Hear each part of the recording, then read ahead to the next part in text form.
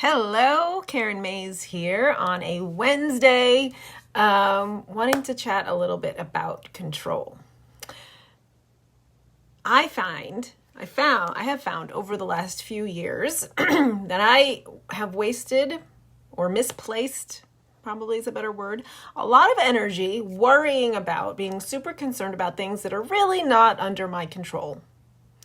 What's going to happen in the future? You could call that worrying. Things that have already happened that I'm not happy about. Can't change that. Other people's reactions, whether somebody arrives on time, whether there's traffic, all these things. I spent so much energy. I expended so much energy worrying about things that are not under my control. And I'm not over it, but I do a lot less of it than I used to. And I'm inspired to talk to you about this today because there's a wonderful quote by a gentleman whose name is escaping me right now, but he says very simply, change demands ownership. And then I'm reading this book right now, or rereading it, called Chasing Cupcakes by Elizabeth Benton, and I'm doing a book group on it. You're welcome to join if you would like. It's one woman's story of how she overcame the thought patterns and habits that kept her in the diet cycle and overweight for most of her life. So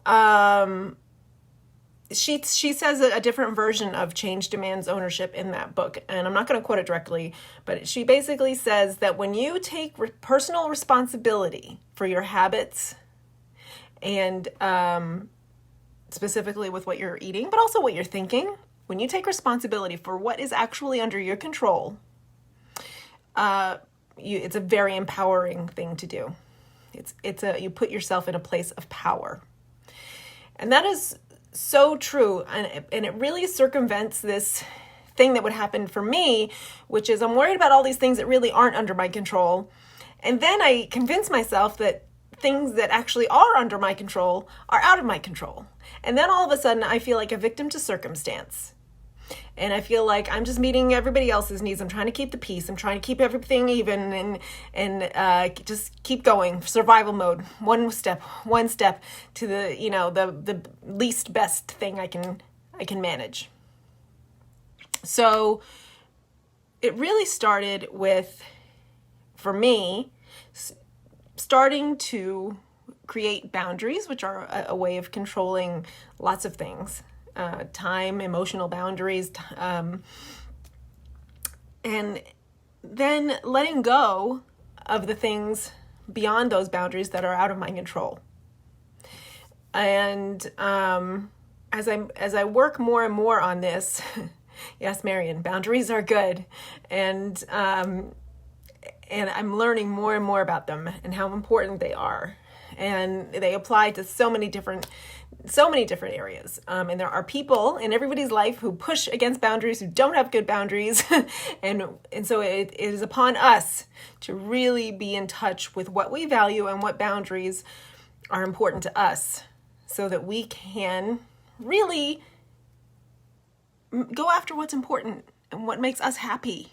And not happy in this skipping through the tulips kind of way, but fulfilled, moving toward what we want, creating the kind of life that we want,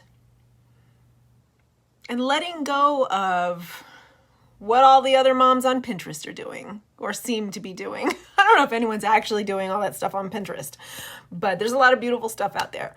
Letting go of the guilt when you say no. I can't do that. Sorry. Sorry, not sorry.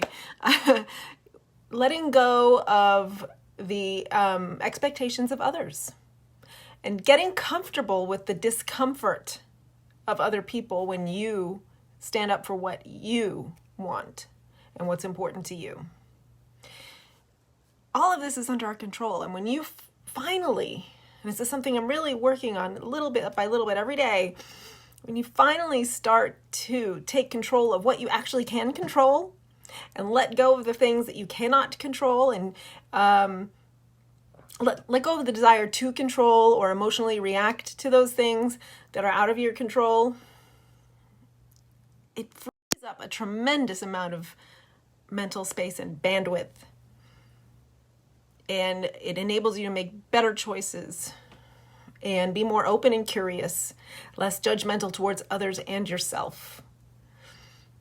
So some of you may have seen me posting about the high five habit. It's another, I haven't read it yet, but I think it's going to be a great book by Mel Robbins. She wrote the 5-second rule. I'm a big fan of hers.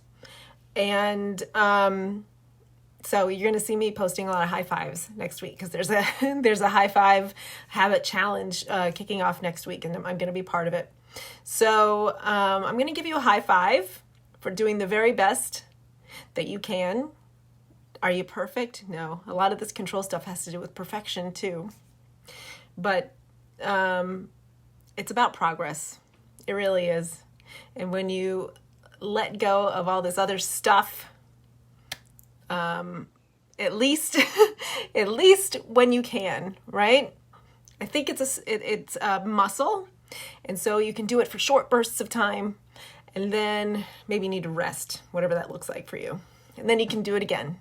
And as the muscle gets stronger, you can reinforce boundaries, you can be less judgmental, you can detach from outcomes, you can do all these things that are going to help you create the life that you want and be the version of yourself that you want, and stop outsourcing control that you have to your circumstances, because you deserve what you want, and you can get it.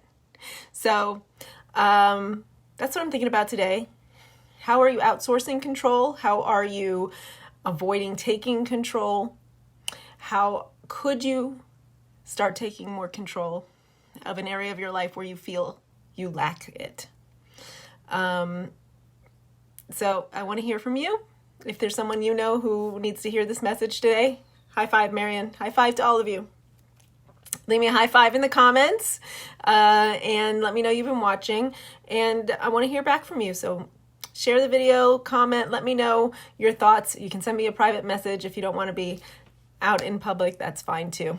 Have a great day, everybody. Happy Wednesday.